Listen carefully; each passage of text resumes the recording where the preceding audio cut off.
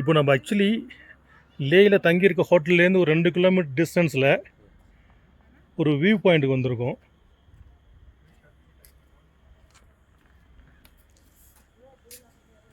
நீங்கள் பாருங்கள், இது வந்து தலைக்காவேரி. நீங்கள் போயிருந்தீங்கன்னா உங்களுக்கு தெரியும், இந்த மாதிரி வண்டி நிறுத்தவே இடம் இருக்காது. 2 பேரும் நிறுத்திட்டு கார் முன்னாடி எடுத்து நம்மலாம் போய் பார்த்துட்டு வர வரைக்கும் பாவம் டிரைவர்ஸ் வந்து அவ்வளோ மேனேஜ் பண்ணியிருப்பாங்க.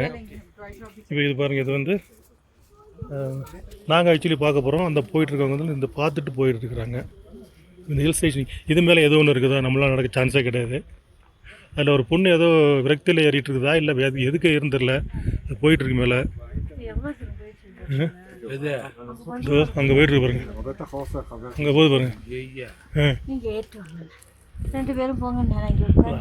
அது ஏறத்துக்கு கூட பாதிலே எல்லாம் கதை முடிஞ்சிடும்.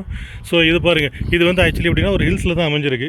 இதுக்கு குவைட் ஆப்போசிட்டில் தான் எங்களுடைய ரெசிடென்ஸ் ஹோட்டல் இருக்குது. நான் வந்து என் பிள்ளைக்கு கல்யாணம் பண்ணலேங்கிற எங்கள் அண்ணன் என் பேரம் பேத்தியை பார்க்காம அப்படி கொடுத்தாரு, அவ்வளோதான். இது பாருங்கள், இங்கே கீழே இருக்கக்கூடிய சிட்டிஸ் அப்படின்ட்டு இல்லை ரொம்ப ஒரு என்ன சொல்கிறது, அது ரொம்ப தெளிவாக இருக்குது. பாருங்க, மக்கள்லாம் எவ்வளோ வந்துட்டு சாரையாக வந்து பார்க்குறாங்க. எல்லாம் ஃபுல்லு திபேத்தியன் தாங்க. திபேத்தியனுடைய கல்ச்சர் தான் இங்கே. பனிமலை பாருங்க அங்கே பின்னாடி. இது வந்து இப்போ நம்ம இருக்கிறதுன்னு கேட்டால் இது வந்து நான் சீசன் டைம். இப்போது சீசன் எப்போ ஸ்டார்ட் ஆகுனா அக்டோபர், நவம்பர் சொல்கிறாங்க, டிசம்பர் சொல்கிறாங்க. பட் வந்து நல்ல சீசன் டைம்னா மார்ச் தானாமா, பிப்ரவரி, மார்ச்.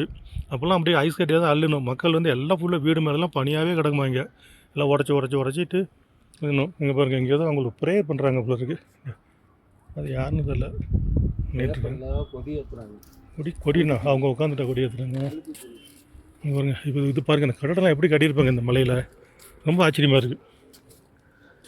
இந்த பில்டிங்ஸ் பாருங்களேன். இப்போ இந்த பின்னாடி இருக்க இந்த மலையிலேருந்து கீழே வரைக்கும் இது மலையாக தான் இருந்திருக்கும். இந்த மலையில் இவ்வளோ பெரிய பில்டிங்ஸ் கட்டுறதுக்கு இவங்க எப்படிலாம் வந்து இதை அப்படி கட்டியிருப்பாங்கன்னே தெரியல.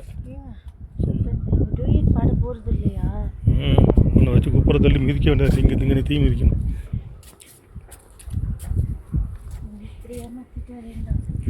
பாருங்க இங்கே எப்படி இருக்குன்னு. செம்ம சூப்பராக இருக்குங்க.